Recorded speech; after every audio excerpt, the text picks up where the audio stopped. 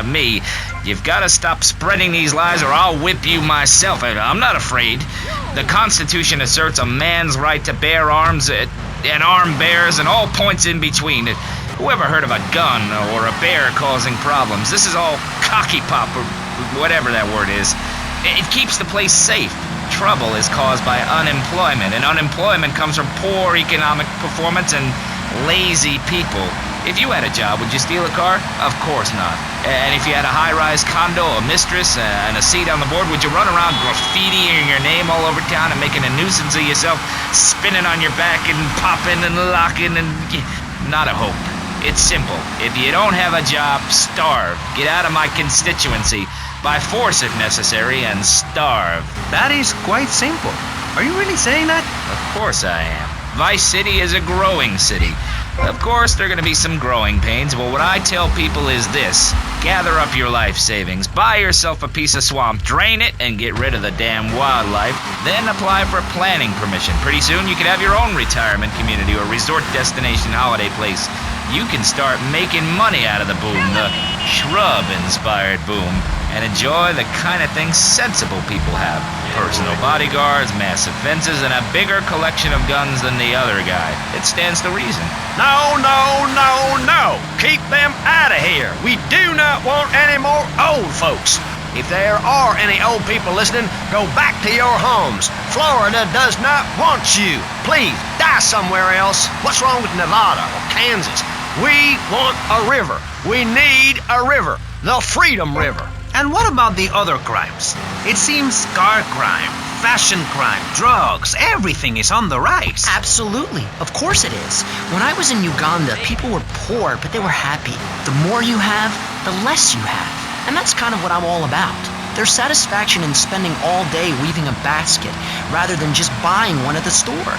At one point in Uganda, I saw a great lake of sand and a massive speaking dog. It was a dog of love, not of hate. It was a spirit journey. What are you talking about? I'm talking about hopes, dreams, the magic of television, especially public television. Puppets can say what men cannot. Yes, but how will that stop people taking baseball bats and pounding the living crap out of each other, as I saw in a Mother's PTA group meeting recently? Baseball is our national sport, our national pastime. Joining together as men in order to reward the act of running around in a circle. I will thank you not to take its name in vain, Chavez. I hate that spring training. Who do those guys think they are? Coming here and getting in the way, showing us no respect, drinking our orange juice and seducing our women folk. Train in your own home, mister. Our national game down here, my friend, is digging. Digging a big ditch. A ditch of hope, which will flood into a river of freedom. So far, we've dug 17 feet. We're almost free. Almost. When we are floating away in the Caribbean Sea, free to run things our way, singing Kumbaya in the sunshine. No school, no tax. Free barbecue and pinball for everyone. Sophisticated entertainment. Yes, but what about the little guy? What about the guy who is standing there saying, I like being part of America. I like it a lot. I get public radio. I can hear Maurice Chavez. I own a small one-bedroom home, a business selling flowers to people stuck in traffic. 3 or 4 radios, all turned onto BCPR. A dog, 15 ice cubes. But I don't feel safe. I'm worried about gangs. Gangs are a myth put out by the liberal elite to patronize and demean the working man. I mean, what kind of right-minded youth from a poorer background is going to spend his time stealing things and posing in silly clothes when he could be getting ahead with a minimum wage job and making his parent proud? The dream of America is to live in a duplex and share a yard. Why would anyone want to threaten that great future? Answer me that and I'll show you a green dog. And speaking for the underdog, the foundation I set up with my trust fund, we believe gangs are a valid expression of a people's identity, a grouping, a community within a community. Gangs are a way to be noticed in the boxy suburbs. You scream out. Rather than urinate at the edge of your camp like a proud native, we spray paint our names on the walls of the mall to ward off predators. And that's supposed to terrify people? No. We believe passionately in non-violent solutions to life's problems. Gangs have to learn to love, to be inclusionary. We'd award badges to good gangs and give bad gangs a silly hat to wear. It would give people something to feel a part of. Kill with kindness, not a garden tool. Yes, but what about the guy getting beaten up on the street? Or the man having his motorcycle stolen? What about him? Or her. Some of the best bikers are really women. Anyone can join our group. This is about poor people getting together. But your father owns half of Florida. How are you part of the working class? Like I said, possessions are not important at all. I'll pick up a hitchhiker in my convertible any day. The other day I picked up a young woman and we discussed a non-violent solution to war. We called it peace. Your father is a great man. He's done more for the arms trade in this state than anyone else, myself included. And you shame him with this socialist, jiggery, pokery hootenanny. America needs hope, not songs that are supposed to send food to the poor. Songs will get you nowhere. This country needs something to aim for, like being rich and laughing at poor people, or being in government and laughing at the electorate. Now, Mr. Shrub, let's not make this personal. I appreciate your attempt to press the point, but we are here to press the issue. My city is in trouble, and I think we're not really providing any serious solutions. So far, we've got secessionism, rearing its ugly head for the first time in a century and a half. We've got ignore it, and we've got give everyone a flower. You're all a little unrealistic, yes? Come on, I could just tell you there, my friend. Maurice. Not to say over-opinionated and moronic, Mr. Crashaw, how do we stop people running amok in the city with machine guns and heavy artillery? You've got to give a man a chance. Prisons are overflowing with wasted potential. Make the guilty men innocent once more. Free them from themselves. How? How on earth do you do that? Well, you could let them off. Marvelous. Great. That's a sensible plan. Then they wouldn't be guilty anymore. We've been doing that for years, you idiot. How do you think we'd keep prison costs down? They ain't by magic or cooking the books. We save that for education. But, as in most things, we in government are saving money so that you don't have to. When we spend less money on services, more goes to administration salaries and expenses, which helps make lives a lot less difficult for everybody. It's about sharing. Sharing your taxes out amongst the select few. That's why I worked so hard at school, so I could reap the rewards now. I thought you worked hard at school because the other kids laughed at you and called you a square. That's a damn lie. They called me wet fart. They called me the Bat because my voice didn't break until I was 19. So, Mr. Shrub, I take it you don't believe in regulation. I believe in giving people a chance, not tying them down with lots of needless regulations. The fact is, business is run by moral people who won't do anything illegal or try to get rich quickly. But since you got elected, Vice City has been characterized by a government who cut aid to the poor, offered tax breaks to the rich, and paid people to dump toxic waste near schools. Yes, we've made a lot of progress. And up on Capitol Hill, you were instrumental in pushing through a bill allowing the manufacture and sale of giggle cream, a dessert with potential lethal consequences. Not true. Only 23 people have died, and several of them probably deserved it. So, with people being set such a bad example by big business, how are they supposed to respect each other, to act safely in society? And how are they policed by a demoralized and underfunded police force? Well, I'm afraid that's apparently quite a difficult question, but my solution is easy. I'm going to talk for a long time about a subject not in any way related, and pretty soon people will forget all about it. I'll remind people that I have a great haircut, and that under my stewardship, Vice City has had on average 15% better weather than before, while crime rates only go up if you don't turn the graph upside down. Turn it upside down, and they have halved under me, Alex Shrub. Vote Shrub for president and you'll have a friendly face in the White House, a man you can trust, a local man who likes golf and laughing and photo opportunities at your store or place of business. Just send me a letter. I'll send you an automated photocopied response. We call it democracy, and that's where the money goes. Just a minute. Don't interrupt. Let me finish. But you're not... This man won't let me speak. You, Shorty, shut up and let me speak. I'm taller than him, ladies and gentlemen, by at least 3 inches, which means I'm a lot more respectable looking. Everyone knows politicians lie and steal and cheat, but at least with me in charge, you know I look good and I have a very supercilious manner. Besides which, I've been abroad and I prefer it here because I'm a man of the people. Vote Shrub. You'll get richer and you won't feel guilty about it. Enough! we're running out of time, and you completely failed to answer the question. I'm a professional. That's my job. And Mr. Hickory, what about you? All right, these problems are typical of what happens with an open border to the north. The state is filling up with trash. People who can't tell the difference between a swamp and a marsh. Guys who don't know the first thing about the legality of marrying within the family. That's why we need a river. People, I'm telling you, pick up your spades, go into your garden, start digging as deep and as far as you can. Pretty soon the whole state will be flooded and ruined, and then they'll have to leave. We must build a moat to the north or they will come down and ruin this great state. And Mr. Hickory, were you born in Florida? What a stupid question of all the cheek. Were you? Of course not. No one's been born in Florida since 1877, but I've been here for 5 years, which is a very long time. Yes, it is. A very long time. Almost as long as this show.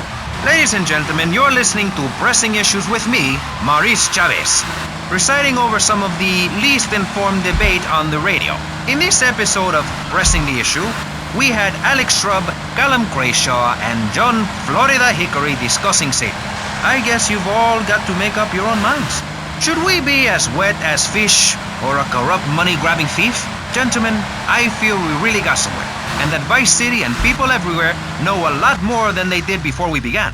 And now, over to Jonathan and Melissa to talk to you about public radio in your area. You're listening to VCPR, the radio station for disoriented and unrealistic college professors who wear fuzzy sweaters and find everything terribly interesting. I'm Michelle Montanius. And I'm Jonathan Freeloader. Public radio is very important. You may have heard my recent hour-long story about my hike in the park. That was fascinating and very important for everyone, even the blind. Play a selection, Jonathan. I think this is the part where I came to the big tree. I almost felt like I was there. You won't get this kind of nauseating detail on commercial radio. VCPR is 100% commercial free. Absolutely nothing interrupts your enjoyment of our fine programming and ability to tackle the important things like Jonathan's walk in the park. But we need you. Think of yourself as a member of this station, except you aren't allowed in the doors. That's an important metaphor for life. Yes, how wonderful would it be to own an hour of this radio station? We just got an enormous pledge from Farewell Ranch. That's great. Farewell Ranch is a great place to take your loved one. Just dial 866-9-BURY-ME. Remember, VCPR is commercial and interest-free. Donate your money now. Let's get back to pressing issues. Thank you, guys. So, we're back on Pressing Issues. Just one of many fine shows you'll hear if you have the patience to listen to public radio. Although thanks to the many awards we have won, Pressing Issues has extended playtime and is the #1 rated show in the Vice City area. I'm your very entertaining host, Maurice Chavez, a man climbing the broadcasting ladder at a rate of 6 knots. 6 years ago, I was a clown, and now I'm a success. Think about it. Imagine where I could be in 10 years. I could achieve anything. Anyway, morality. What is it? Why do we need it? Our ancestors, shortly after discovering fire, built tools to beat each other over the head and discover how to make meat to celebrate with afterwards. Then Columbus came over, shut down the Pilgrim discos. Why? All very confusing if you ask me. And you did. And I asked myself, that is a perfect subject for a region-wide discussion show, which is very lucky because I happen to host one. To discuss the subject of morality, we have firebrand preacher Pastor Richards, the head of the Pastor Richards Salvation Statue Organization, a group which plans to raise enough money to build a statue of Pastor Richards himself. We also have John Brown, leader of Moms Against Popular Culture, or MAPC, or is it MAPS? MAPK? I don't know. We're deep in acronym hell right now, or is it purgatory? And finally, we have Barry Stark, author of the book As Nature Intended. He's the editor of Vice City's Naturist News and is working feverishly, it says here, to bring more nude recreation to Vice City. To protect the dignity of our other panelists, we place Mr. Barry Stark behind a divider. I'm naked back here. It's my right as a person. Yes. Let's start with the obvious, yes? Is it moral to be naked? Yes, you can't stop me. Well, I'm a mother, so I have to deal with this issue every day. My adorable kids have learned that it's wrong to be naked. When it's bath time, they know to put on a bathing costume. That's also the reason there are no mirrors in my house. Nudity leads to bad, naughty things. Maurice, if I may interrupt, I haven't worn clothes since 1982. Clothes are seriously unnatural. Didn't you guys learn anything from the 60s? I had a revelation when I was on holiday in Germany. I'd always felt very constricted. Then it hit me like a slippery fish. Clothes are plain wrong. When you're born, you're not wearing any clothes. When you die, you're not wearing any clothes. I'm going to have to interrupt you there. What if you die at work? What if an enormous piece of machinery falls on you while you're working? Clothes lead to immorality. Nudity stops people from fighting. Have you seen an issue of National Geographic lately? People around the world are nude. You don't want to shoot a machine gun or a howitzer or a flamethrower if you're naked. It could burn or scold in quite a personal fashion. Quite frankly, have you been to the zoo? Animals are naked. If everyone were naked, there'd be no war. Everyone's complaining about crime and the theft of cars in the city. No one's ever stolen my car. No one's ever pickpocketed me. They've never even tried. That's because you're a degenerate loony. If the police were naked, it would set a great example to everyone. You can direct traffic and eat donuts entirely in the buff. Maurice, this kind of immoral behavior is exactly why I'm building the Pastor Richard Salvation statue. Noah had an ark, Texans had the Alamo, and I am building a highly fortified structure in my image. Simple. This 50-story statue will be able to deflect alpha, gamma, and beta radiation. The day is coming, and coming soon, where the artificial suns will rain down to punish the degenerates of this city. But you can save yourself. The Pastor Richard Salvation statue will be a completely self-sufficient community. We have canned food rations, private living quarters, and enough supplies to survive happily the predicted 40,000 years of nuclear winter. In Phase 2, and with funding from NASA, we will equip this massive statue with rockets. So when the poopy hits the proverbial fan, we will load up the statue with all of the people who have saved themselves through generous donations, blast into space, and colonize Saturn with a race of morally correct, affluent people ruled by me. Will there be naked people? No, turd brain. It's morally corrupt people like you we're shielding ourselves from. Liberals, degenerates, the Welsh. They're the ones responsible for the nightmare Vice City is today. The crime in the streets, the parties, the children born out of wedlock to a future of hopelessness. Anyone who does not agree with me is mentally sick and should be shot, I'm afraid to say. We need to build a place to escape these transgressions. Whew, that's extreme stuff, Pastor. But we'll leave amateur eugenics for a minute and ask our other panelists. Jan, you're a mom, so you know everything. What is your thought on all this? And do you think Pastor Richard stole his ideas from a movie or book? Well, yes, I am a mom. My kids are very special. So special, they go to special classes. Now, I teach my kids history to give them perspective. Last night I was telling them about how Magellan sailed around the Strait of Magellan and met some friendly natives that gave him supplies. Then he had to kill all of them. And that's an important lesson about life. If you look at nature, you'll see many species that eat their children to protect them. This is especially true of hamsters. It's about putting the family first. That's really important to me, and where a lot of my morality comes from. And if you don't like it, find your own husband and stay away from mine, okay? Okay, but, and excuse me if I sound a little confused here, but I don't think I understand. Now, my morality comes from looking at history and biology and working out what's best for my kids and screw anyone else. That's what this country's all about. I mean, I saw the hippies. What a load of claptrap. What's your kid gonna do at a school with a name like Moonbeam or Wave or Horseradish or whatever they call them? How can you take your kid to a Little League game when you live in a communal farm growing drugs? It's awful. And that's what my life is about. Looking down on others. Yes, I think I can see that now. Moving on. Pastor Richards, in your book, you talk about putting yourself first and how people should not make sacrifices or help those in need. Do you want to elaborate? Oh, that's right. People need to learn how to take care of themselves and not depend on others. If you read chapter 45 of my book, I talk about how being selfish is a virtue. The best thing you can do for someone that needs help is to tell them to help themselves. That builds moral character. Morality, Maurice. There's not much left in this city. Every time a culture has taken on the doctrine of helping your fellow man, we get thrown into the dark ages. Look at Russia. They keep trying to help each other out, extend a hand to a neighbor, and guess what? Every 10 years, someone's invading, burning down their homes, and taking their toilet paper. Napoleon, Stalin, Attila the Hun, all of them. After you read my book, you will understand. I may have been born in the sea, but I'm no dummy. Are we gonna talk about being naked? Yeah, soon, Barry. Keep your hair on and calm down, please, my friend. Divorce rates are up. Standardized test scores are down. Vampire sightings at the mall. Can the family be saved? Or, to put it another way, if we're meant to be monogamous, why weren't we born already married? Jan, over to you. Well, since I'm a happily married mother, I know the family unit is the basis of all society. Now, even when my husband is working late or away on an extended business trip to Hawaii with his secretary, I understand just how important the family unit is in life. He's working hard so I can get another station wagon with even more wood on it. Go on. Tell me more about your family. Well, I like to compare it to nature. After all, it is one planet, even if we do just want to maim and kill each other, especially me. Now, look at sharks and sandworms. And one of my hobbies, besides making babies and criticizing people, is biology. You learn so much from nature. People these days, they don't grow their own food.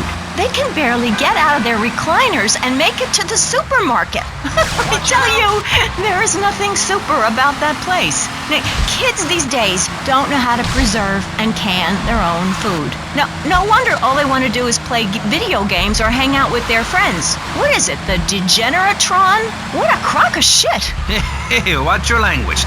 This is radio. We have regulations about that sort of thing. But you let a naked man on. Yeah, he's behind the screen. You can't see him. It's not that exciting. Imagine a flabby guy with a ponytail and a nasty rash. You'll get the picture. Imagine one. I married one. Anyway, what was I saying? You were discussing the Degenatron, which I understand is a games machine. Then you swore. I'm sorry, it makes me so mad. I mean, what I heard my son, Patrick III, I heard him using slang words in the house the other day. Rad and cool and stick it. I mean, I beat him to within an inch of his life, and he will never make that mistake again. Americans should be spoken properly. What? No, don't interrupt me. I've got children, you know. Please. This is really important. It's about the family. Look. Nobody knows how to cook anymore. Nobody knows how to kill anymore. Nobody knows how to kill dinner. My daddy was a very wise man before that tractor pull accident. My daddy taught me how to slaughter a pig. That's very useful information. Oh, sure, I was a little nervous at first, but he put me in a room with a fork and a fat sow and told me he'd be back in an hour for some fat back and hog gels. As a mother, I'm proud to say I throttled the life out of that little piggy. I did it for my family, and I'll do it again. Feeding the family is my job as a mother. Daddy earns money and goes away with his secretary, and Mommy provides dinner and keeps a brave face on things, even though her heart is breaking. Where are my pills? Barry, you look like you've got something to say. I agree. Statistics show that families that spend time together naked are the best kinds of families. You see, social class distinctions disappear when everyone is naked. I can't tell if you're rich or poor, black or white. It doesn't matter because we're all naked. Designer clothes? Try designer nudism. My body was made by the best designer around, Mother Nature. That's why we're lobbying to build a naked casino in Vice City so old people can gamble naked and poor people can lose hope in the buff. It is written, chapter 23, verse 5 of my book, "He that gambles his money away is a fool, but he who believes in me will go to spend eternity in space with other affluent, well-to-do people." It's that simple. Do what I say and you won't have to think for yourself. Oh, but I think it is, Pastor. We look around. Nudie clubs, discos, drinking. Do people want to be moral? Can you legislate morality? Can we tell people how to live their lives? Absolutely. Yes, of course I can. Just look at Prohibition or the Cultural Revolution in China.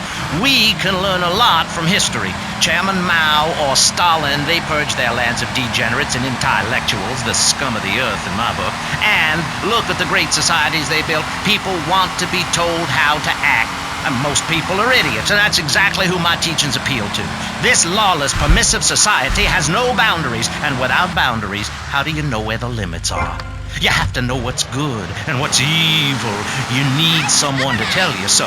Single moms have obese kids, it's a fact, while rich people have a lot of guilt unnecessarily, in my opinion. I agree. I don't think these people understand just how hard it is to potty train. You have to give a treat when Precious makes a poopy. My kids are big-boned, and they eat prunes every day. But that's what's wrong with this country. All of this emphasis on being thin and healthy. When my children are hungry, I hand them a spear and send them out to the park to catch their own food. They're learning how to be self-sufficient. Yesterday, my youngest, Jono, killed the postman, but at least he was trying. So I gave him a cuddle. I told him to hit Daddy next time he comes home late, smelling of cheap perfume. Okay. It's time to take a break before we hear about any more criminal acts against government employees. You're listening to Pressing Issues. Morality is the subject at hand. Let's explain exactly how free radio without commercial breaks works. We'll be right back. You're listening to VCPR. Finally, a radio station for teachers and librarians. You've been enjoying Pressing Issues, but as is normal, you can't listen to an hour's worth of programming on this station without us begging for money. It's the bi-daily begathon here on VCPR, where we hold your favorite shows hostage until you pony up some cash. You know what's so great about VCPR? It's like a shining torch of cultural enlightenment for Vice City. In these times of darkness, when the hordes are so uneducated they can barely understand multisyllabic phrases like, clean my shoes better, Marissa, or I'll report you to the IRS, or dialectical materialism. Isn't it pleasant to have a patronizing voice on the radio? That's right, Michelle. With the way things are going under Reagan, at any moment the unwashed Huns from the Midwest could descend upon Vice City and enslave the poets and postal workers and force us to watch network programming. That is a frightening thought. But like many things in life, you can throw money at something and feel better about yourself. VCPR is your public radio station, but you have to open your wallets. That's right. If you pledge at the $1,000 level, you'll get tickets for In the Future There Will Be Robots at the Vice City Arts Center. People who see that show say it's difficult to put into English. That must mean it's spectacular. Yes, but if you don't give money to VCPR, we could be thrown back to the Stone Age. Liberals will be set on fire in the streets. Give now. Let's return to Pressing Issues. Over to you, Maurice, in the studio. Useless, talentless asshole. You're correct. He is an asshole. I love those guys. Really professional and living proof that all of the best talent isn't on commercial networks. These people do it for love because they have integrity, just like me. We're back with Pressing Issues. I'm Maurice Chavez, winner of 5 public radio awards in the Vice City area, including Best Voice. On this show, we take complex issues and boil them down to simple ones so you can understand. On this segment of the show, we are discussing morality. Since the beginning of time, man has asked questions. Why are we here? What time is it? And is there a place around here a guy can get a drink? Early man, as seen in the cave of Lascaux in France, questioned the morality of making the mammoth extinct. I think we all know what happened there. Is it society's job to tell each other how to live? Recently, my city considered passing a public curfew that says nobody can be on the streets after 8:30 p.m. Of course, the bill didn't get passed, but it made people think. If you don't vote, you get morons in charge. Is that moral? I'm not sure. Let's press the issue. Children should be at home with their parents naked. A curfew makes sense. You know how much money I save not having to wear trendy clothes? Read a history book. At the creation of the universe, the Big Bang, everyone was naked. Even you. Why do I have to stay behind this divider? Maurice, please. Because nobody is interested in seeing your business. Because we have standards of decency which you are offending. Look at me! I'm jumping up and down. Oh my goodness. Get back behind the divider. Please, I'm married. What's so wrong with me? Why do you hate me because I'm happy? Jan, give me a hug. I won't hurt you. And by the sound of things, your husband is doing the same right now with his secretary. No, we've worked through it. He was stressed. It's hard keeping a family together these days. Everyone, take your clothes off and feel what it's like to be free of bondage. Everyone out there in Vice City, take your clothes off. If this is the land of the free, let's start with our pants. Feel the wind from the air conditioning. Oh, a breeze is so liberating. Thanks very much. Now, if you could get back behind that divider, Barry, please. Otherwise, I'm going to have to ask you to leave. Thank you. Now sit down. On pressing issues, we think it is very important to respect one another, to treat each other like we would like to be treated. I want a hug. If you don't like the United States, son, why don't you move to Russia? I don't understand people in America today. They call this a Cold War, but it's hotter than hell. Mark my words, any day now you're sitting in school passing notes and talking about the prom when suddenly you look out the window and there are Russian paratroopers dropping in to take over. What can you do? Run into the woods with your friends? Call yourselves the Wolverines? Put twigs in your hair and try to beat back the Ruskies? No, you hightail it to Pastor Richard's Salvation statue and blast off into space. But there is a limited amount of space. That's why I suggest anyone who wants the safety and security of your own bunker, give now. Call 866-9-SAVE-ME. We'll get you on the payment plan, and if you're paid in full on D-Day, you and your family will be safe. If not, you may have to choose to save yourself and leave the others behind. Hey, stop selling things on my show. You're not a valued sponsor who supports the art of public radio, buddy. I, for one, welcome our new Russian masters. We can learn so much from other cultures.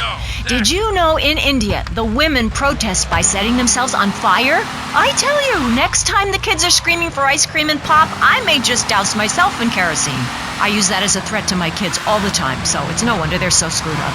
That's one of the tough things about being a mom, not ruining their lives with guilt. As a matter of fact, I don't let my kids watch cartoons or slasher flicks. Really? That Knife After Dark movie may be #1 in the box office, but my kids certainly ain't gonna see it. If you don't raise your kids right, they end up being like Nude Boy over there or working in radio. I want them to get proper jobs, like being a doctor, not a patient. That is offensive. My mother understood I was special. She made me wear a bonnet as a child, and when I demanded to go to school naked, she was fine with it. After social services moved me, she would still write to me. I still remember when she kissed me goodbye. But Barry, earlier you said you discovered naturism, taking your clothes off, whatever it is in Germany. I know, but I lie a lot. I've got a lot of personal issues. Look at me. Please, Maurice, I need a hug. There's another example of immorality in this city. Public showing of affection. People think we want to see them making out and carrying on. I understand your hormones rage like a wild animal and you want to ravage one another like there's no tomorrow, but you have to ignore what your body is telling you and work for a higher calling, like construction. We're building a statue and we need your help. Call me now. You know, pretty soon you won't be able to tell who's a human and who's an android. Why, the corporation is working on it right now. I know, I read about it. I tell my kids not to kiss other kids at school. It might be an android, suck your brains out. You must have seen the mini-series event on television. I read it in a book. We've got to stop looking at the stars, all this science fiction, and focus on the family. Now, if you really want to dance like you're on the moon, go there and leave us in peace. And that's a fact. What's a fact? I'm sorry, Maurice, but I have to tell you, I moved to Florida to bring my kids up the American way in a theme park. And that's just the kind of person I am, opinionated and moronic. I see. Well, this panel is certainly interesting. The issue is morality. Recently, rock artists joined together to provide famine aid to Alaska with the song, Do They Know It's the 4th of July? Critics complain it's immoral to meddle in the affairs of other peoples and cultures. Pastor Richards, What? What do you make of meddling in other people's business like an over-opinionated sociopath? Well, let me say that money could have gone to much better things, like reserving a place by my side in the Pastor Richard Salvation statue. But I digress and plug. Stop doing Don't that. interrupt me, boy. Anywho, I address the Alaska issue in chapter 23 of my book. You see, the Alaskans are lunatics, plain and simple. They eat whales and snow, and they sleep in the freezer. Who wants to eat snow every day? Oh, I tried to help. I sent a helicopter with copies of my book, but they burned them in a pile for heat. If the people of Alaska choose to live there, let them. But don't come crying when you're tired of eating penguin and it snows 18 feet a day. Yes, but don't you think it's I important? think it's very important to listen to me, young man. That's what makes the state of Florida great. Rather than help improve where they are, people nationwide abandon their hometowns, come down here, and shove their beliefs down everyone else's throats. That's the American way, always has been. We should send some pictures of Florida to those people in Alaska. I tell you, they'd throw down that bear pelt, saddle up the sled dogs, and get pulled all the way to Vice City. And I should know, I'm from Mars. No, you're not. Mars, Alabama. I founded 3 colleges there. The problem with Alaska is that people don't get naked. If you can't work on your car, or play the cello, or use sharp knives in your birthday suit, then what's the point of living? Well, it is a bit cold there. People put on clothes when it's cold. We evolved without a warm covering of hair. That's a lie, sir. We come from the great meteor of truth. Clothes are a habit, like shaving and taking out the trash. As soon as you stop, you realize what a prisoner you were to society and the twisted state of morality. People think that nudists are immoral. Well, we're not. I'm married. I love my wife. In our commune, it's so wonderful to wake up in a big bed and go to breakfast clothed in nothing but a smile. What kind of people are there in your weirdo commune? Single people, families, elderly couples, teachers, politicians, and especially truck drivers. Truck drivers understand what it's like to be by yourself for days on end, with nothing but country music on the radio and a stick in your hand, shifting gears over and over. Truckers realize there's nothing to be ashamed of on the open road. Get naked and beat it on down the line. You've never seen a sense of community and morality like a nudist colony. We share everything, the cooking, cleaning, wives, a shared sense of what it's like to be a complete social outcast. Wait right there, Barry. I'm getting something through the cats. Headphones, that is. Yes? Yeah, okay. We just want to tell you a little more about public radio funding. We'll be right back after this. Hello, I'm sure you're enjoying our high-quality programming. I'm Michelle Montanius. Jonathan, I think it's time to acknowledge the people who are sending money in to shut us up and end this dreadful begathon. Here's a $10 pledge from Fran in Little Havana. Wow, you think she could have given more than that? Yes, mean bitch. I hope she dies an agonizing death. Absolutely, Michelle. And remember, if you want us to wish you well, dig deep and dig soon. That's right. At any moment, conservatives could vote to end our funding and place a fast food restaurant where our studios are. See, there are some people that think everything has to make money. It doesn't. That's why you should give now. Correct. Next week is Environmental Week, sponsored by My Batsu and the Vice City Power Corporation. And next month, we're celebrating Proust's influence on Vice City in association with the Degenitron. But for now, let's return to pressing issues. Remember, VCPR is an advertising-free zone, much like the moon or Times Square. Welcome back. The show is Pressing Issues. The subject is morality. I'm Maurice Chavez. Let's carry on pressing the issue. Now, when the Europeans were done ruining their continent with bland food and soccer riots and arrived in the Americas in the late 15th century, the subject soon turned to morality. You see, Europeans wanted to colonize America, so they had somebody to make fun of. The Pilgrims left England for the religious freedom in Holland, where they visited coffee shops, and after they packed up their ships with plenty of coffee, tea, and cakes to liven up the trip, they set sail for the New World, which they heard had a magnificent roller coaster.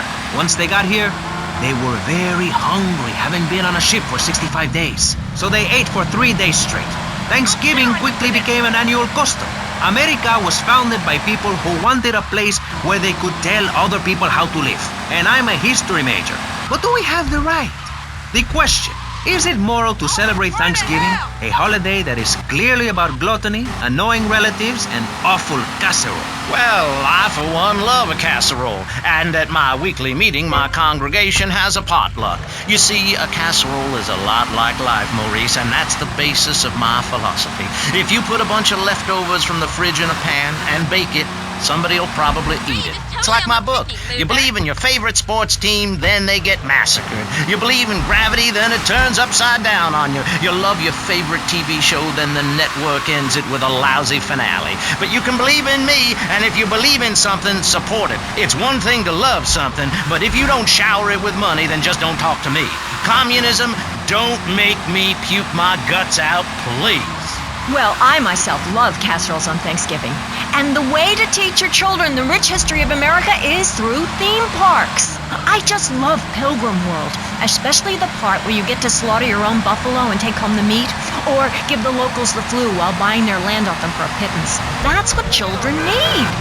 What is? Wholesome activities that benefit the family. Now, what good is it if a kid plays Degeneratron for 5 hours? Oh, sure, he's killing space aliens, thank you very much, but it ain't putting food on the table. And he's learning bad language, like bleep, bleep, bleep. When my family go out to dinner, we're starting from scratch, even if Daddy is working late again. We build our own spears, smear ourselves in dung, and then wait in a swamp for something to come by. In the suburbs? I bet your neighbors love you. How long do you wait? Don't you get arrested? Hey, mister, I'm married. Look at the finger. It has a ring. I've got children, for Pete's sake. Stop eyeing me up. I wasn't. You were. I can see you undressing me with your eyes. Well, I tell you, I was a cheerleader and nearly a prom queen. And I could have married anyone, but I chose John. I chose him because he had a kind face and a rich dad. I didn't know he was going to cheat on me or embarrass me. I didn't know. But I won't be made a fool of. I've got the children. Okay, Jan, it's okay. Men are idiots. Ask my ex-wife. Don't worry. Stay calm. I'm not eyeing you up, but I am a little worried about you. How are the children? Do they enjoy school? Of course they do. That's precisely why I'm going to start homeschooling my children. High school is a cult. There's a group of savages that rule the roost and get all the girls, and everyone else is picked on and abused. It happened to me, and look at me. I'm a deranged mess, and my husband cheats on me. I don't want my kids to go to a public high school. Instead, we have a prom each year in my living room. And that leads to my next question. People in high school in Chile are all naked. I've about had it with you, Barry. I try to be fair, I try to be kind, but you are a freak and a liar and wasting everybody's time. The organs below the belt are for reproduction and removing of bodily waste. There's no reason that when I go to buy a soda or a transmission, I need to be distracted by your privates dangling about. Now, when I go to the store to buy an air conditioning filter, I'd rather not have to look at your moneymaker, amigo. I'm glad you are proud of it. But when people of Vice City are in a Quickie Mart, they should be able to have a simple financial transaction without seeing your fire hose. Are you with me? Sorry, Maurice. That's okay. Just try to behave. I think the sun must have got to you or something. Yes, maybe that's it. Maurice, if I may, you have a fine show here, and I'm glad to be on it. But everyone within the sound of my voice and smell will die in the fires of doom.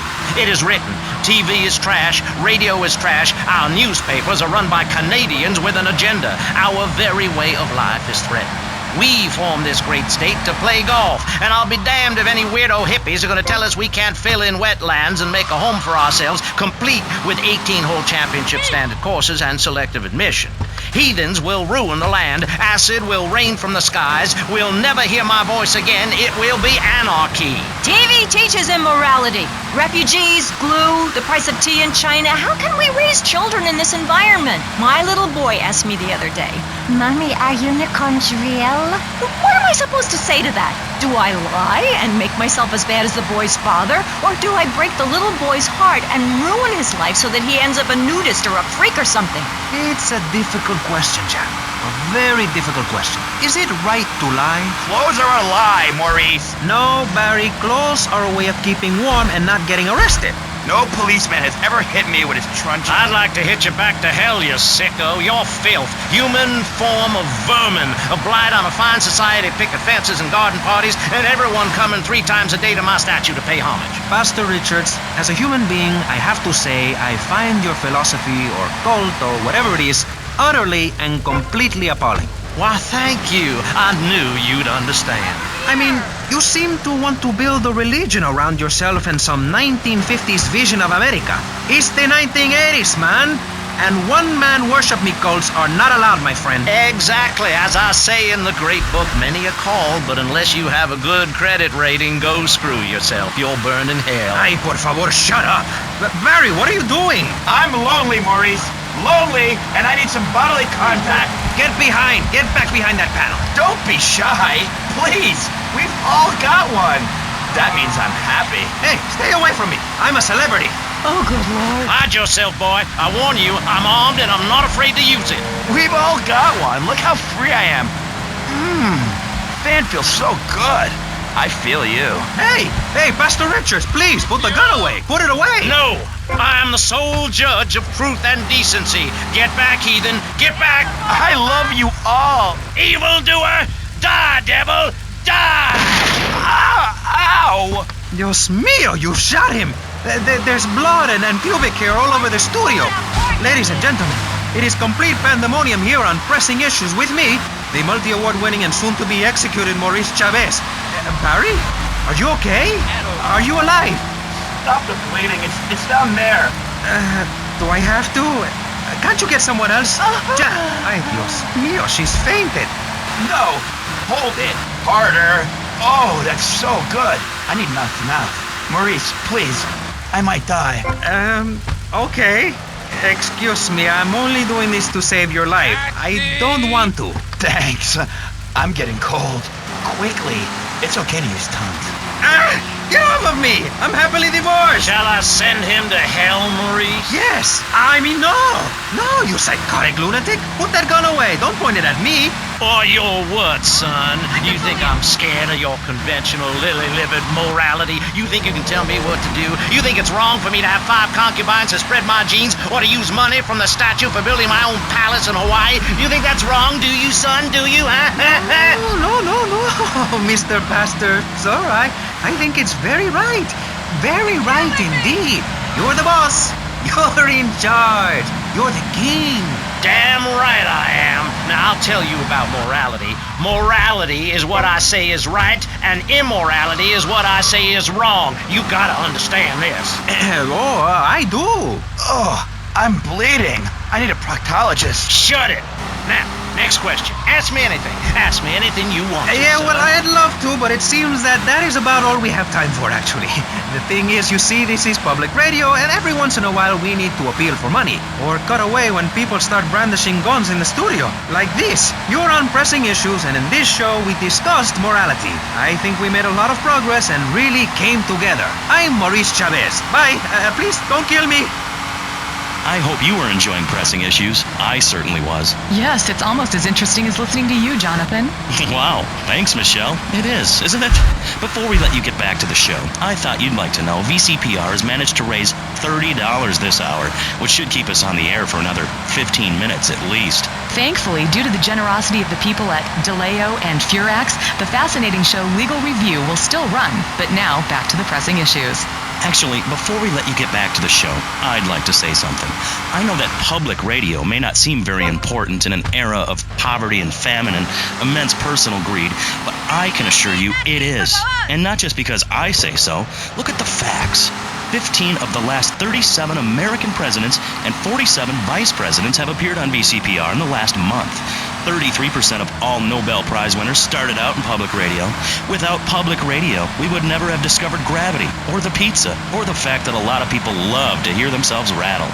Anyway, sermon over. I hope you folks at home understand how passionate we are about public radio, and it has nothing to do with the fact I got kicked off the networks. That was very moving, Jonathan. Back to Pressing Issues.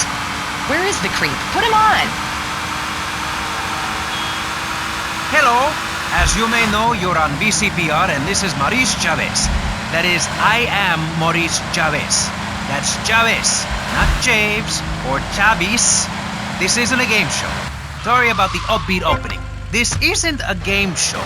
It's a political and social debate on free radio, without adverts. And I'm still Maurice Chavez. Hi. Next up on Pressing Issues, we tackle one of the most important issues in our country today.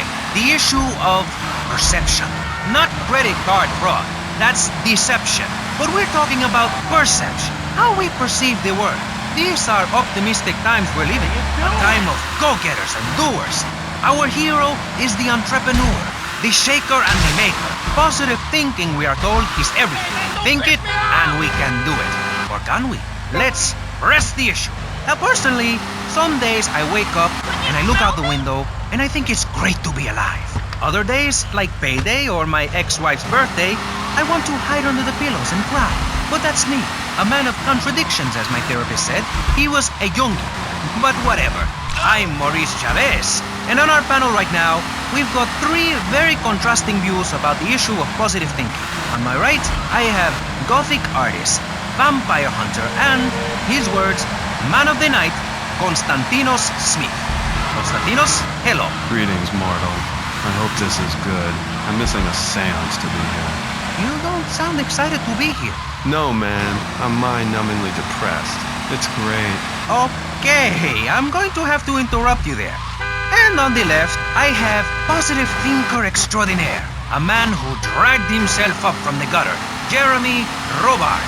Hey, the ghetto, not the gutter. I didn't live in the gutter. I lived in the ghetto. I'm a survivor, not vermin. I'm from the streets. Okay. Hey, I can teach you how to be a survivor too. All of you. I can help everyone. I've got what they call a gift for communications. I can help you all realize that gift. Make something of yourselves. Realize your dreams. I'm like a high school counselor. I'll show you your potential. It's easy. All you have to do is follow my simple program on audio cassette or VHS.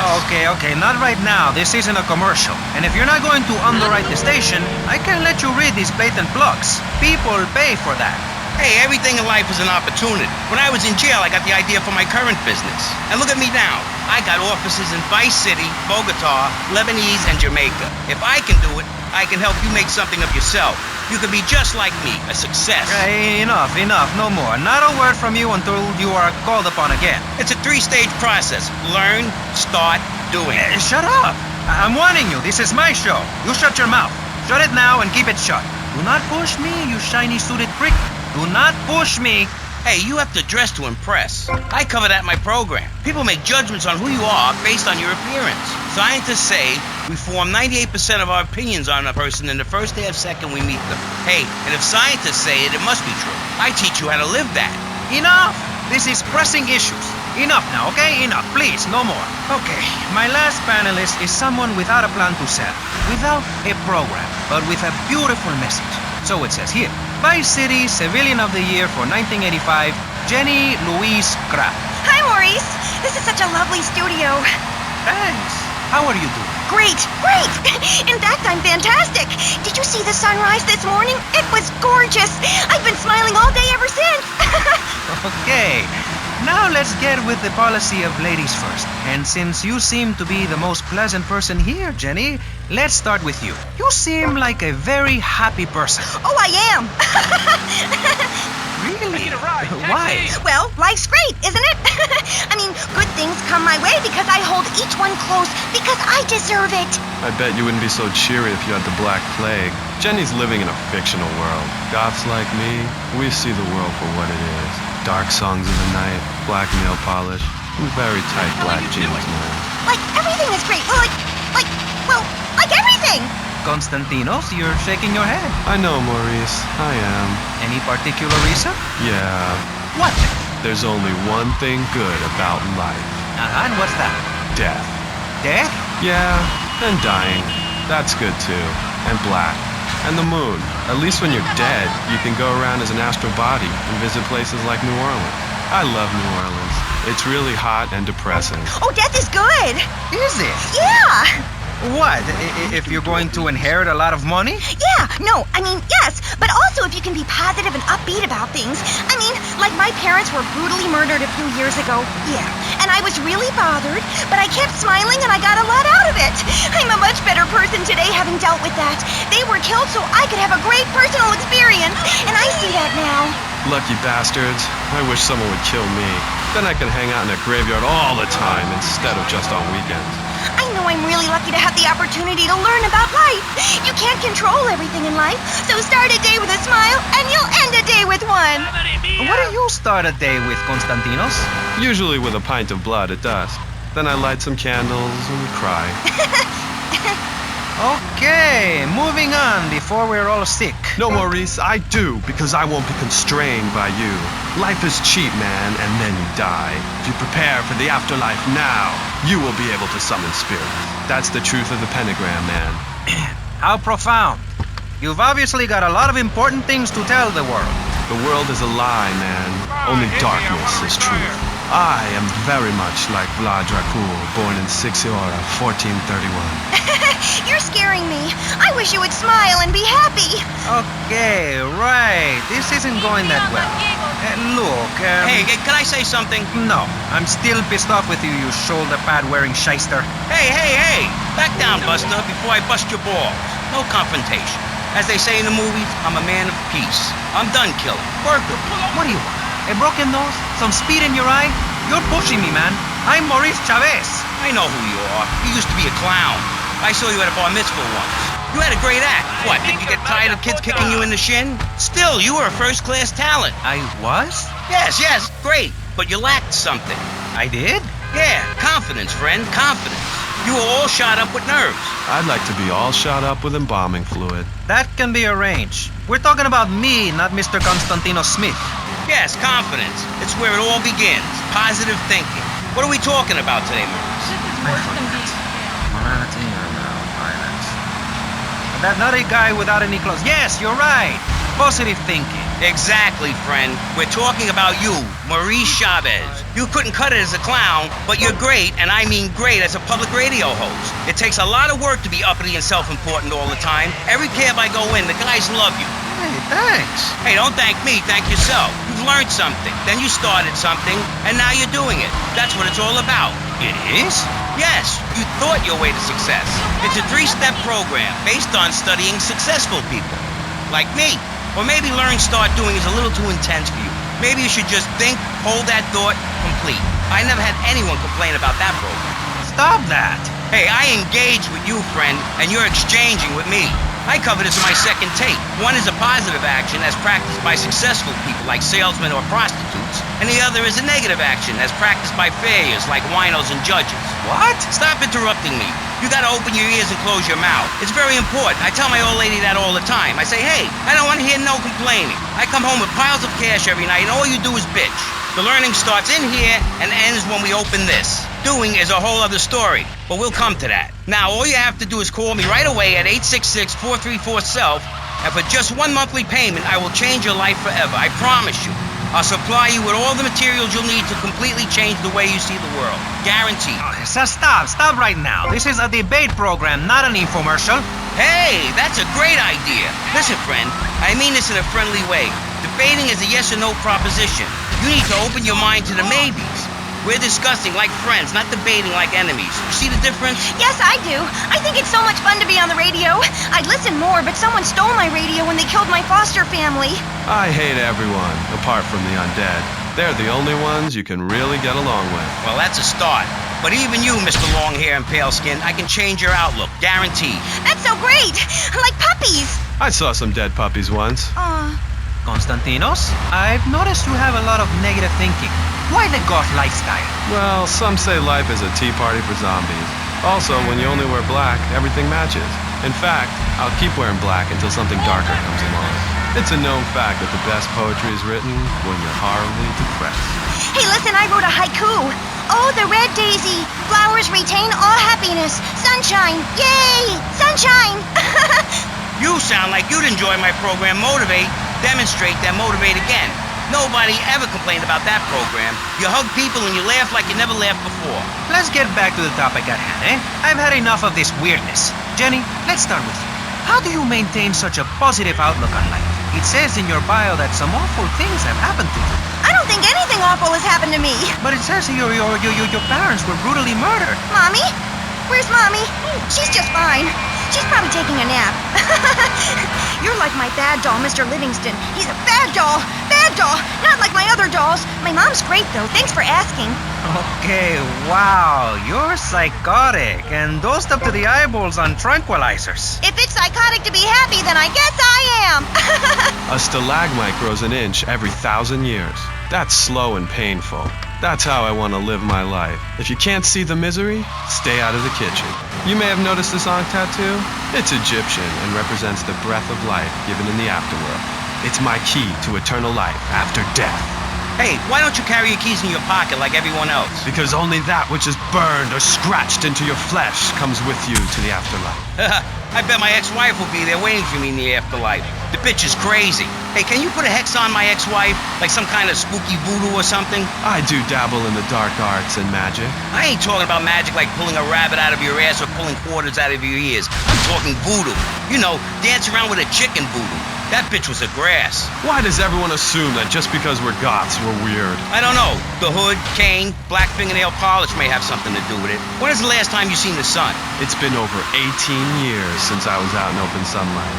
I only leave the house if it's raining or if I need milk. Exactly. Listen, I was just like you at one time, except I didn't wear makeup. That would get you a firm beating where I grew up. I'm happy to give you a sample of my course, Learn, Start Doing. I promise you'll run out and buy some colored clothing and listen to some music other than people groaning on and on for half an hour about how much it rains in Manchester. Life is what you make of it. Look at me. I got a condo, a hot tub, a lot of girls. Listen, you're really bringing me down, which is hard to do. I've been to the other side many times. Sometimes I barely come back. It's all about astral projection. Like right now, I'm projecting myself into the women's bathroom at the fairgrounds. Hey, that's a good trick. Maybe you and I should go into business together. Ay, look, I've had enough of this love fest. You're a motivational conman. And you are a maniacally depressed loony with anemia. You guys should hate each other. Did you say love fist? Those guys are so super. Listen, I just wrote another poem. If I had a flower for every time I think of you, I'd walk forever in a garden. And I just wrote a poem too. Shut up, you weird, pathetic people. This is my show, Maurice Chavez. Capiche? Comprende? We're not here to recite poetry or sell motivation tapes or talk to dead people. We're here to press the issue. Anyway, let's take a break. We'll be right back after this important information from Vice City Public Radio. That's Pressing Issues here on VCPR, Vice City Public Radio. If you haven't given money to VCPR and you're listening to the station, you are a thief. That's right, Michelle. You might as well throw a brick through the window and loot the place. How selfish you people are. This is public radio, serving the public with everything that is important, like me. So come on, keep us on air. It's really important. Send us your money. I'm going to say this over and over until you do. Yes, Michelle is known for her begathon tantrums. She cares about this station, unlike you. Think of how much money you spend on drive-through fast food and commemorative plates. Take that money right now and send it direct to me, Jonathan Freeloader, Starfish Island, Vice City. Now, back to the show with Maurice Chavez, the asshole. You're correct. He is an asshole. I'm Maurice Chavez. Welcome back. I used to be a performance clown. Now I'm running a debate show. Funny how things turn out, eh? Or is it? That's the question, you see. If we look upon life as a positive experience, do we make it any better? That's what we're discussing right now here on Pressing Issues. Free radio with free ideas. Just keep those donations pouring in. Don't sell out to corporations. We all need a voice. Really, we do. And today, right now, we're giving a voice to three very different people discussing positive thinking. A healthy mental attitude. We've got a goth depressive. We've got a very happy orphan. And we've got a motivational speaker with a number of systems. So let's start with you, Constantinos, you strange, creepy creature of darkness. Have you got a positive mental attitude? I like to think so. Oh, really? Misery and suffering, it's everywhere, man. And I actively want a fatal disease. What bad can possibly happen to me? You could win the lottery. The lottery, that's for people with hope. I don't enter the lottery. You could. Damn, you two, help me here. I think he's great. I think he's really sweet. I love your hair. It reminds me of a big shaggy dog with long, greasy, straight hair. You know, Chavez, this weird goth guy, he's got a point. I mean, in many ways, what he's talking about is covered in my 3-step program, Tape 17. Motivate, demonstrate, then motivate again, Part 9. Facing home truths. You see, we all have to face up to a few home truths. I'll never be prom queen. Jenny will never have her parents. You'll never make it in the entertainment business. It's about realistic goals. I can change your life. Just a second, Robot. What isn't covered in your 3-step program? What don't you talk about in your Library of Congress-sized state cassette library? Whatever we talk about, grief, goths, depression, changing lives. Who are you? What have you done that's so great? You wear a cheap suit. Your hair is stuck rigid with spray. Your breath stinks of whiskey. You look like you sell drugs to people. You're a joke, buddy, a bad joke. Oh, now this is getting personal. I come on your cheap-ass show, I spare my valuable time, I cancel several important speaking engagements, I talk to thousands of VIPs in order to spread a message of hope. And this is how I get treated. I get insulted by a man with dandruff, I get slandered by a guy who couldn't amuse a birthday party of 9-year-olds, I get attacked by a guy who works on a volunteer radio. This is not volunteer radio. I earn a salary. How much? How much do you earn, Chavez? Big man, tough guy with a microphone and a cheap jacket, and a look that says my highest hope in life is to work in a bookstore? I'm a go-getter. You're a cheapskate. You're a fraud with nothing to tell people, and no way of helping people. Excellent. I'm really loving this. I hope one of them gets killed. Shut up, dork. All the bunnies are stabbing each other. Shut up. I have a condo, I have a hot tub, I vacation in Aruba. Vacation is not a verb, moron. Yes, it is, because I'm a VIP. I'm very important. And I'm a teacher, a wise man, not an opinionated dolt, a naysayer sitting on the side of life criticizing others while all he can do is get a crappy gig down at a moron station. A man who lives with his mother. I'm between apartments. And I'm between mansions, Buster, from helping people. Do you know how good it feels to be me? You have any idea at all how great it feels to wake up and realize you're a rich and talented, important person and in a waterbed with mirrors on the ceiling and more girls than you can imagine. And every time I step outside the door, I can choose which car to drive. If I choose to drive, I have 5 chauffeurs. No, you haven't. Yes, I have. Sweep it under the carpet. That's my motto. If I can't see it, it's not there. Look, I hate to burst your bubble here, but I know you live in a very small apartment overlooking the gasworks. You ain't a big shot. You ain't even a medium shot. You're an asshole. A creepy jailbird who doesn't know the I have a message. I can save lives. I'm a savior, my friend. I have a gift for communication. And this is how I get treated. I get insulted, I get paired with a pair of retards, a guy who's afraid of the sun, and a girl dosed up to the eyeballs on antidepressants. Sweetheart, I can get you something much better. These pills are very strong today. Maybe I took too much accidentally. Oh well. This chick is out of her mind. I thought I was going to get to help people on the radio, to demonstrate my program, to help you, Chavez. Those people on the phone said you were a desperate, lonely man on the edge. Leave! Leave right now! Get out of my studio. Go get your own radio show. Go save some other people. Hey, I'm not leaving till I have the opportunity to save people and sell some tapes.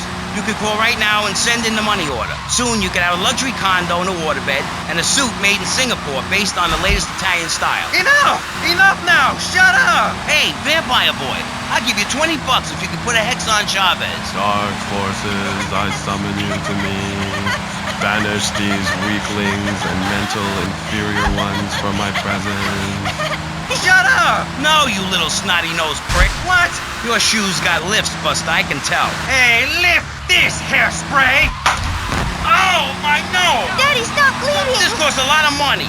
I'll sue you into jail, asshole. Stop fighting, please. I hate it when we fight. Can't we have a group hug? Hit me, man. I like it. Oh, my damn nose. Oh, stop crying, baby boy. Who are you gonna tell, huh? Where's your 3-step program now? You think I'm a little wimp now? You wanna be rude about pressing issues now, eh? You think you a tough guy from the gutter now, eh, my friend? You think you can screw with me? With Maurice Chavez? What you thinking, asshole? I'm sorry. Please don't hit me again. I love your show. I think I understand this positive thinking. And that was pressing issues. I think we covered a lot of ground. We learned all about how to press the issue. And remember, if at first you don't get hurt, hit the guy very hard in the face with a paperweight. It just worked for me. And I feel like $1 million. Let's tell you a little bit more about exactly how public radio is financing quality programs like Pressing Issues come on the air. Don't go away.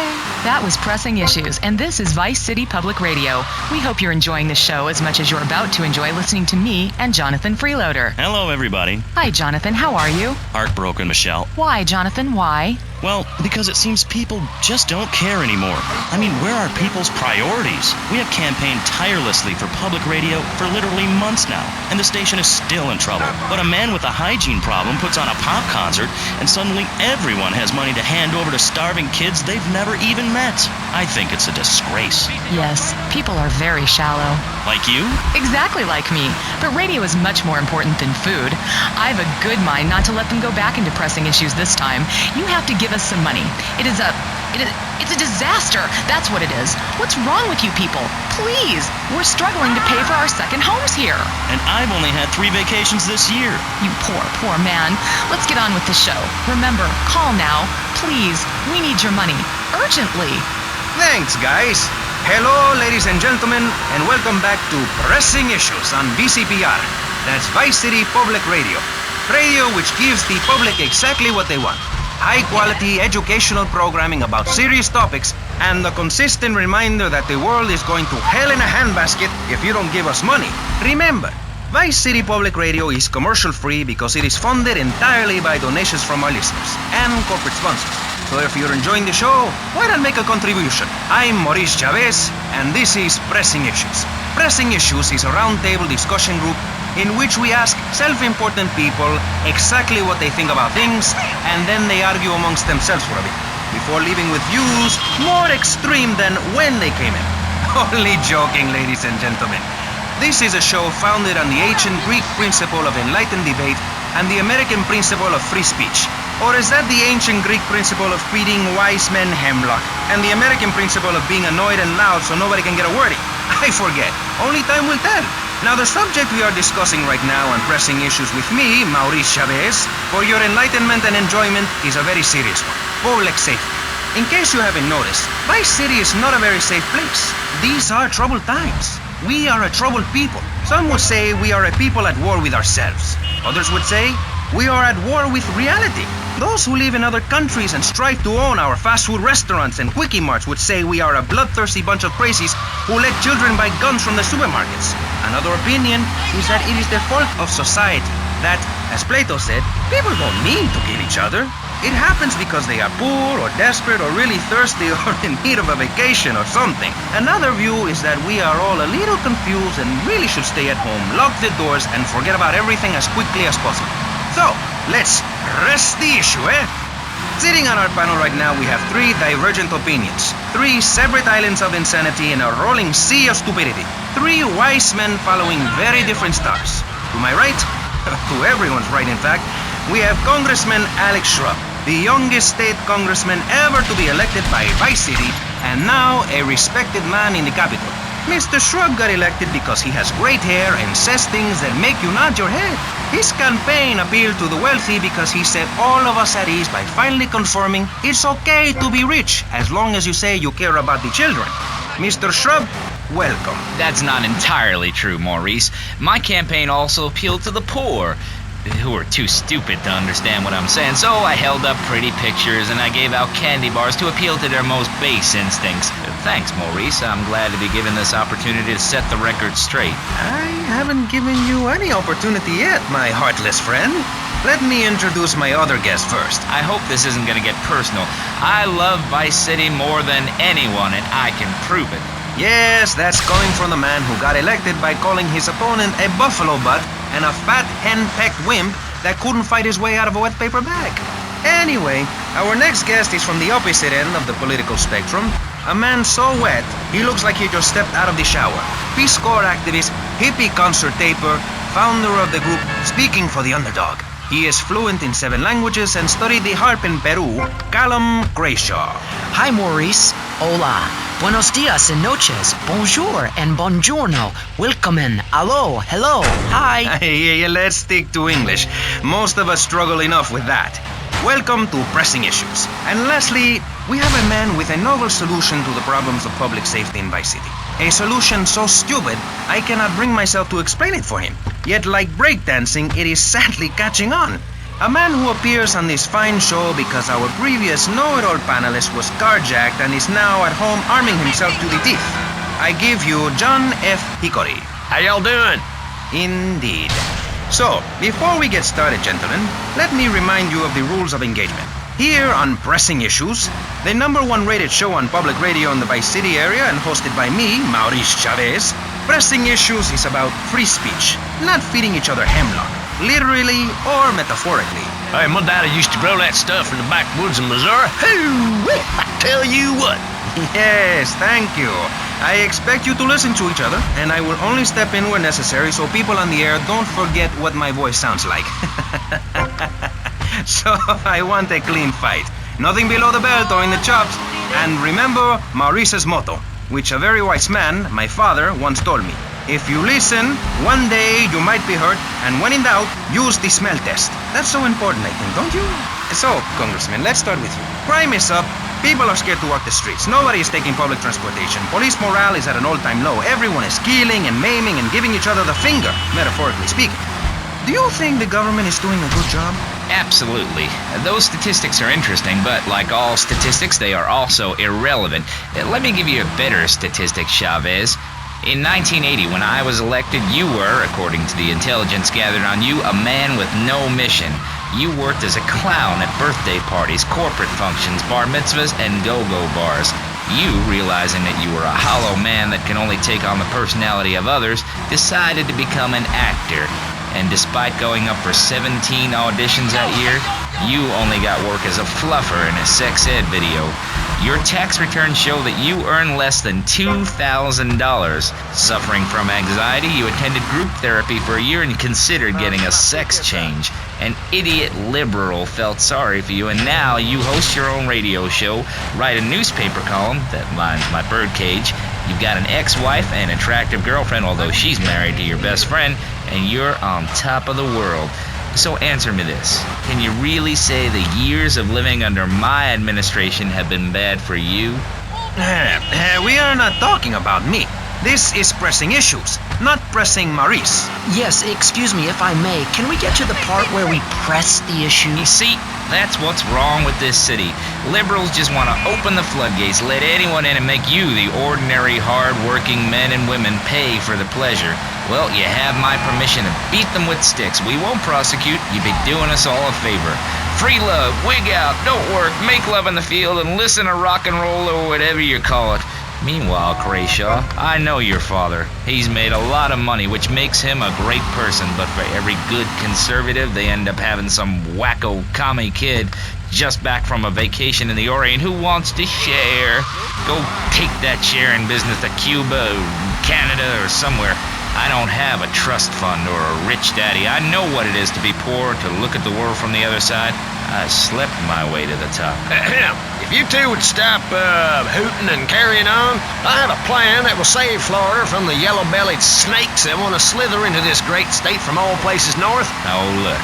Stump-jumping Jethro is using all 3 of his brain cells to talk. Enough! We've just started and you have proved yourself, Mr. Shrub, to be just as they said. I grant you, 1980 was not a high point in my career, but I never applied for a sex change. I was merely in an exploratory phase, and besides which, Saul the wheat-free clown was a funny act. Once voted best up-and-coming dietary restricted comic act in the whole of Vice City. I tried to take it to the Catskills, but Mount Scary Large was full. Besides, we are not talking about me, we are talking about you. Actually, if I remember correctly, you didn't win. Mary the meat-free mime won. In fact, under legislation I am proposing, all of you vegetarians would be kicked out of Vice City. We were given canines and bicuspids for a reason. To open packages of potato chips. Hey, don't get me wrong. I always hated that bitch. What's funny about a woman not eating a hamburger? Or miming saving a chicken from the slaughteurer's hands? Or her big act, I am a milk cow, a lactating machine for your breakfast cereal. How do you think a little kitty enjoyed that on his birthday? Not very much. There were tears, not laughter. I can assure you, vegetarian performance art must be stopped. Jumping Jehoshaphat on a pogo stick. You city slickers got more issues than a newsstand. Can we talk about public safety here? I ain't got all day. What? Is there a corn on the cob eating contest you have to get to? Get some chitlins and grits in the oven? You got a date with your sister, eh? Hey, be nice, man. I just wanted to talk a little politics and you made it all personal. Right. Let's all stop bickering, especially you, Shrub. I've got my eye on you. Public confidence is at an all-time low. Nobody feels safe anymore. Just the other night, I saw a man running amok with a gun shouting he needed to defend himself. Gun sales are up, book sales are down. What do you think, John F. Hickory? Please, press the issue. All right, that's better. Sticking to the matter at hand. Well, it's quite simple, mister. Immigration is to blame. People are flooding into our state from all over America. Trash. It's quite simple. They're bringing their highfalutin, uppity, out-of-state ways and corrupting the place. Ruining it. That's why I and my organization propose we take Florida out of the Union. We start anew as our own country and ban people from Missouri or Kentucky or Philadelphia or any of them fancy places from setting foot on our soil. You think what? Have you been snorting blocks? Have you read the Constitution? Yeah, I sure have. It talks about freedom. Freedom for Florida from the stench of people moving here to retire or go on vacation. Build your own damn theme park in your own damn state. Florida theme parks is for Florida people only. That's what I say. I mean, I don't go to Alabama to visit a theme park, so why do they come here? Mr. Hickory, your views are a little extreme. Plus, I don't believe there are theme parks in Alabama. Then they should stop coming down my way and build redneck land or whatever. Damn redneck hicks ain't got no class. My views ain't extreme, mister. They're common sense. And what a lot of people would say if they have the guts. If you keep letting people immigrate here from all over the so-called United States, guess what? There's no more room. We'll be piled on top of each other like they are in Australia.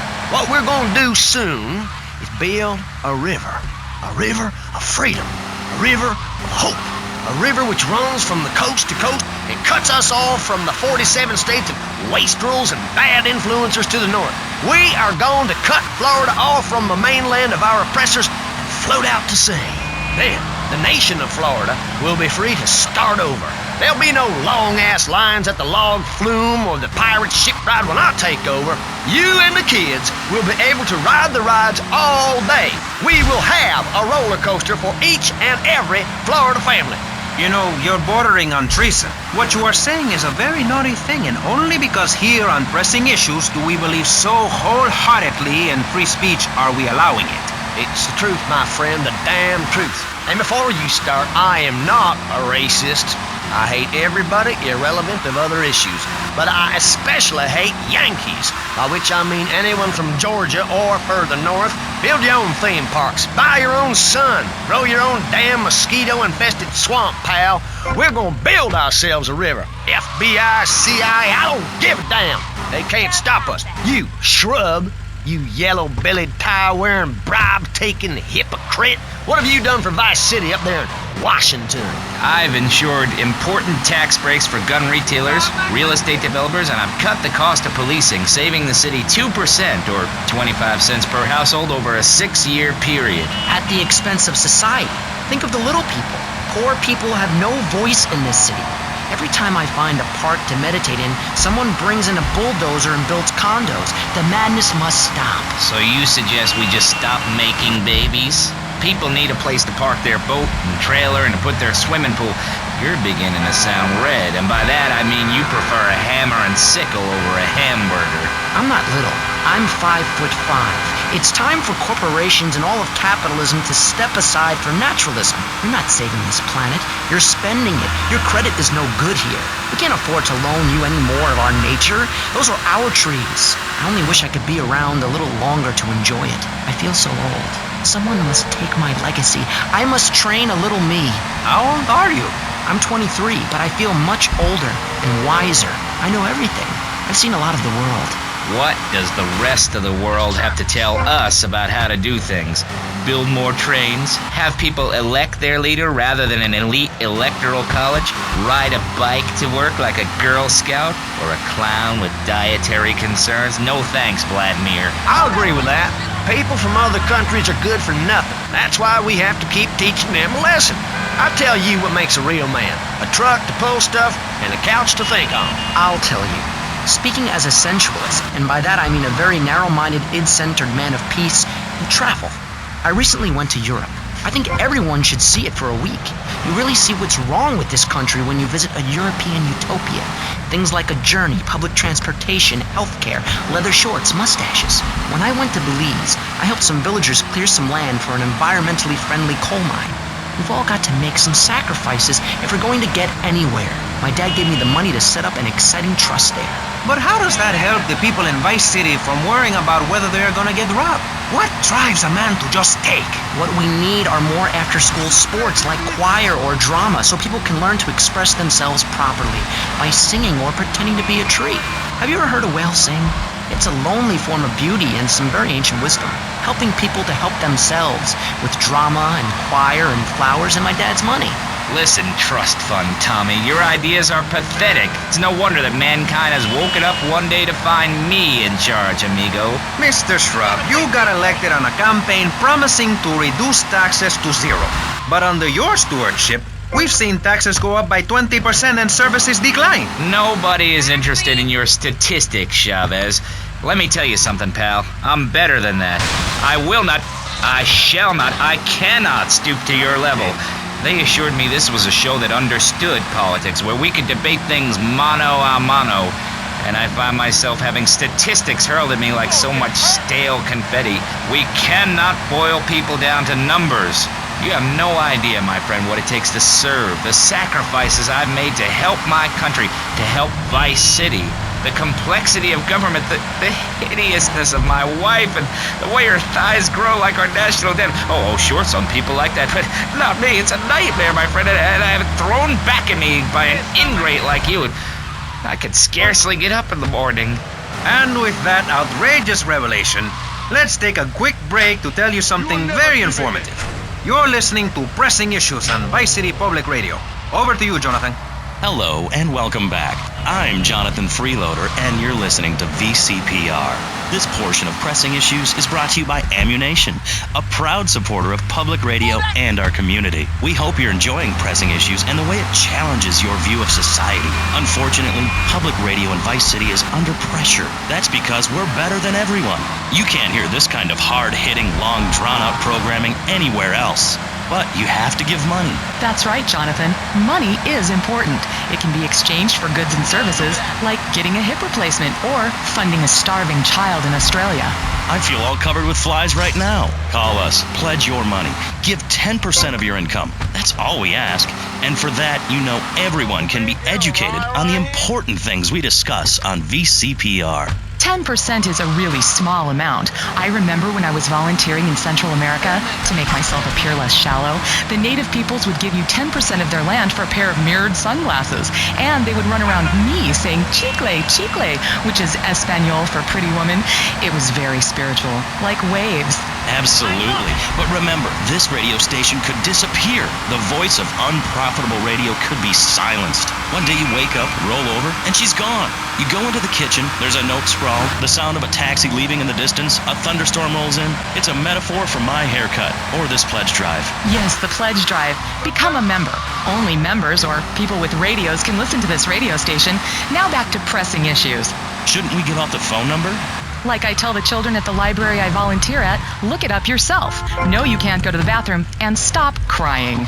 That's good advice. Now, back to Pressing Issues. Welcome back to Pressing Issues with me, Maurice Chavez. On our panel, we got the secessionist lunatic John F. Hickory, liberal rich kid Callum Crayshaw, and neo-fascist congressman Alex Shrub. Gentlemen, welcome back. Let's start with you, Mr. Hickory. Why the F? For Florida. I'm a patriot. I've even got an orange grove tattooed all over my groin. Excellent. But back to the matter at hand. Public safety. How do we get guns under control in this city? By giving everyone hope, a dream of a better tomorrow, by encouraging people to grow their own root vegetables. What's the satisfaction of holding a gun in your hand when you could be holding a hoe, planting seeds in a peasant village? Keep your hoes and seeds to yourself. We don't need gun control. If you read the Constitution, it's a sacred...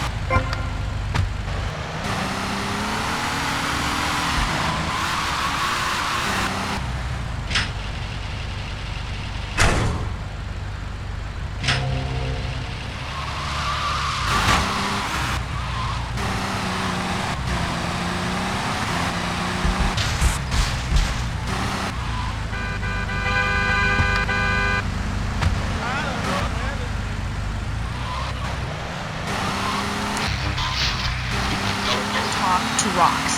My next guest is the author of this book, I'm Lovin' the Coven. She sits on the board of the Vice City Renaissance Committee, Gethsemane. Gethsemane. Welcome to the show. Hello, Amy. I brought you a crystal. Isn't it gorgeous? I guess so, if you're into shiny glass. I prefer lacy gloves. Amy, for many thousands of years, my people have been using crystals and gemstones to heal the sick.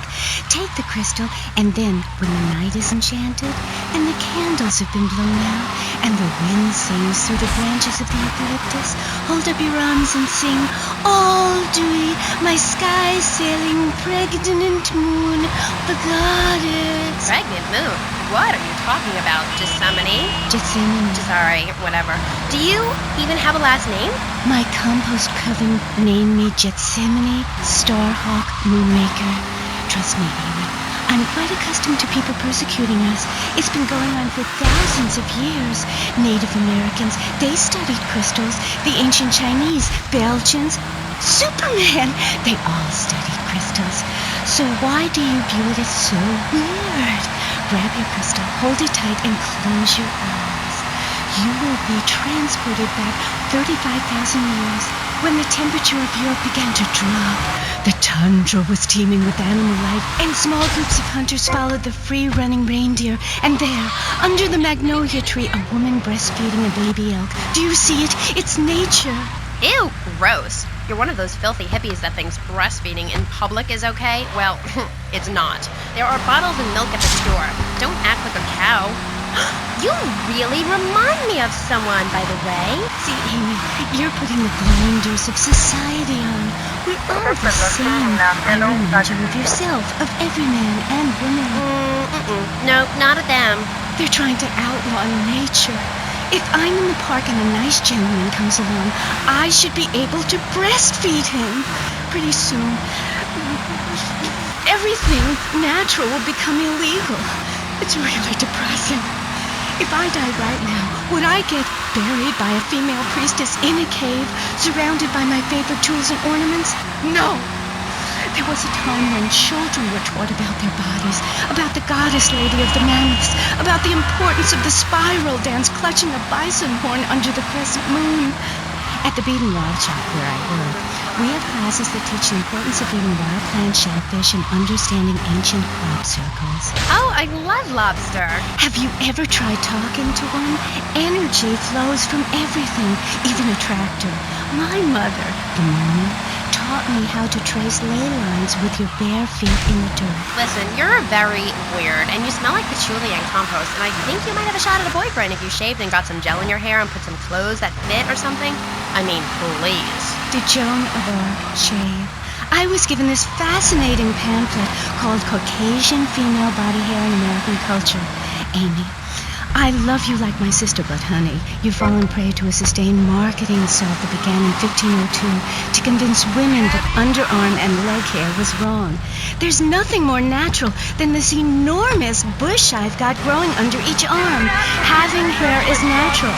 What's the deal with Anglo-Saxons? I mean, go to England. The women there don't shave their underarms. It's really quite attractive. You just need to focus your eyes to look for healthy signs and not the signs of socialized barbarism, like shaving or wearing deodorant or birthing in a hospital, rather than the open air like a wolf cub.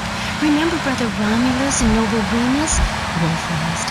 I find this really interesting. Not really, but I say this because I'm told to. I'll be back on K-Chat after these messages from our sponsors. Howdy, partner. It's 4:30 in the morning here.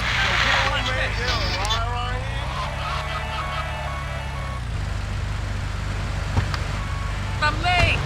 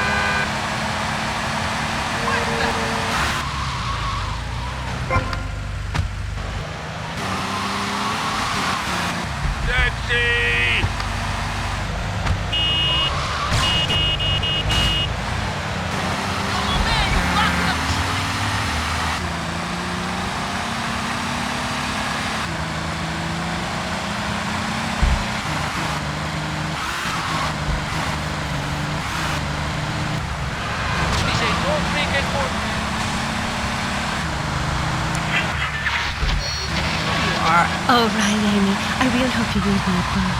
The mysteries of the absolute can never be explained. Mother Nature knows more than all of us. That's what keeps people coming back for more. People are turning into zombies. A roof separates you from the sunshine in the morning. A bed separates you from the loving earth at night. That's what's so great about learning these things.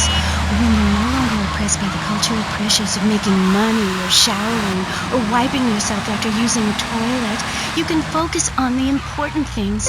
Do you travel, Amy? Well, I've been up north to the theme park, and last week I went to the beach. No, really travel. My coven has been meeting every Thursday, Saturday to prepare for a grand coracle journey along the same route we took when our people came from Russia and Alaska along the Bering Strait. What's a coracle? Oh, is that like a Maibatsu? I prefer American cars. No. Coracle. Cora means Arabian gazelle, which we all know was the daughter of Zeus, and Kal means gather grass and sew it together. A coracle is a single-person rowing boat made of reeds and twigs from ancient Britain. There are so many wonderful things you can learn from the ancient Britons, Amy. Like metallurgy and how to cauterize the wound when a bear has eaten your arm. Everyone used to have a coracle, Amy, even people who were scared of water. We're all about working to preserve the diversity of natural life. Reuse everything. Question, who's this we? My coven. Like witches? No, yes, but not witches like you think. We're just a group of people who believe in communal sharing and chanting a lot and can't find husbands.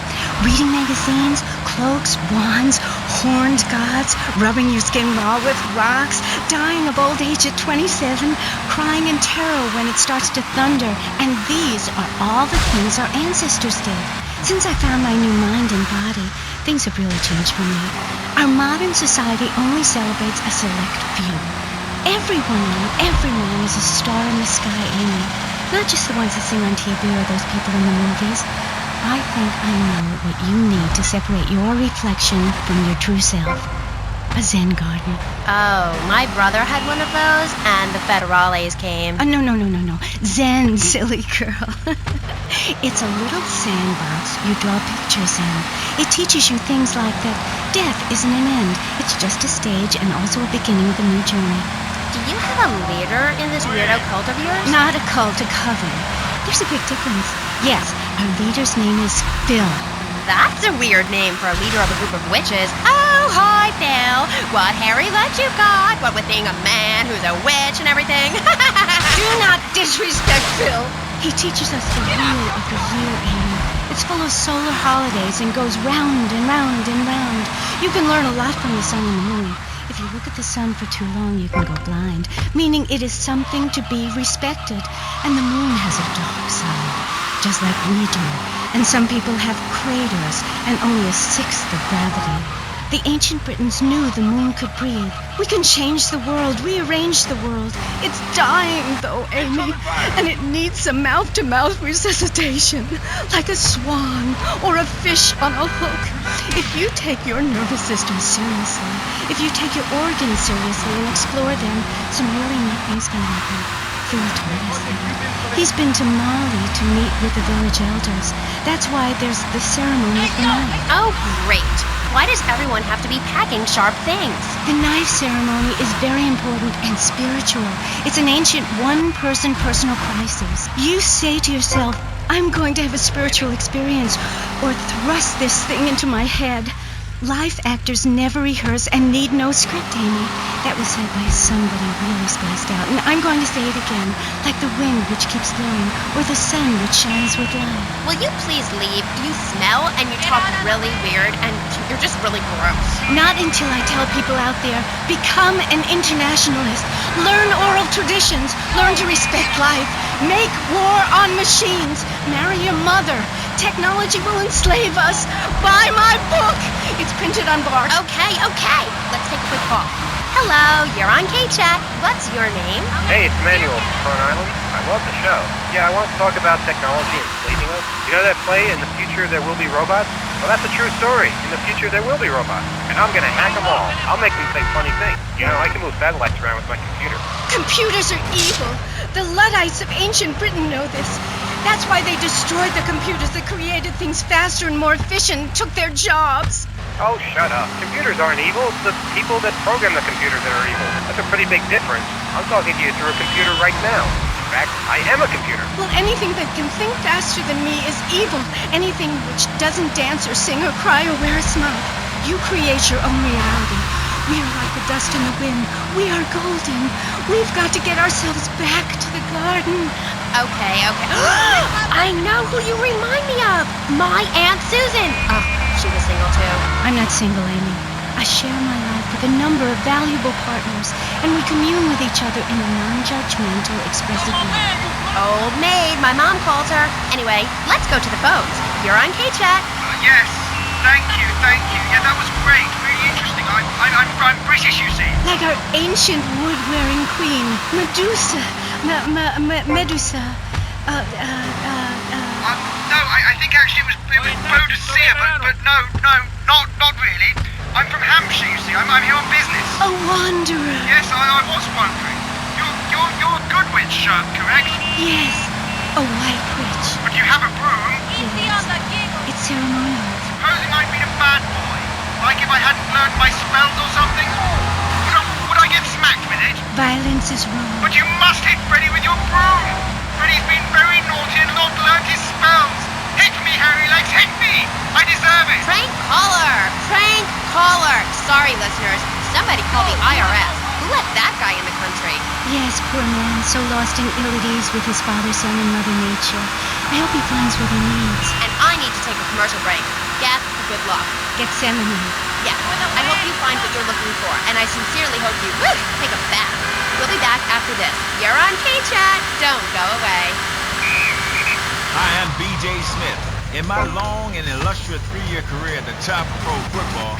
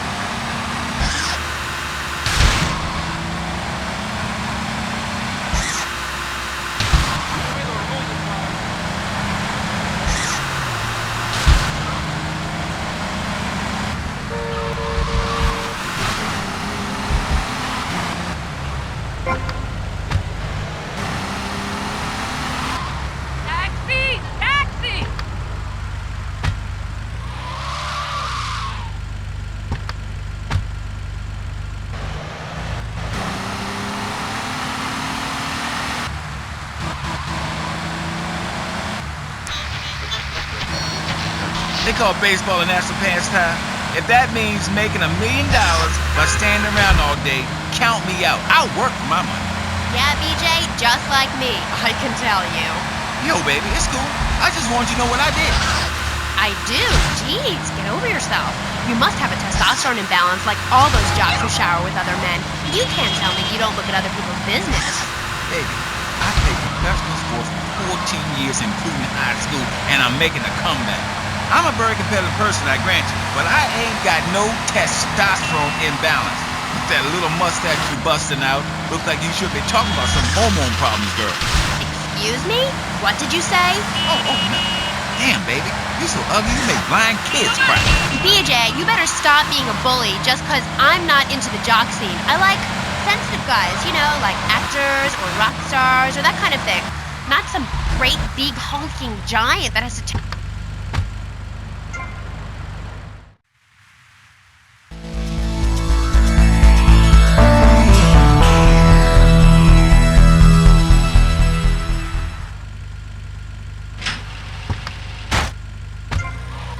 family, all those wives. That's fantastic. Not really. You see, I really like family, especially when some show up you didn't know it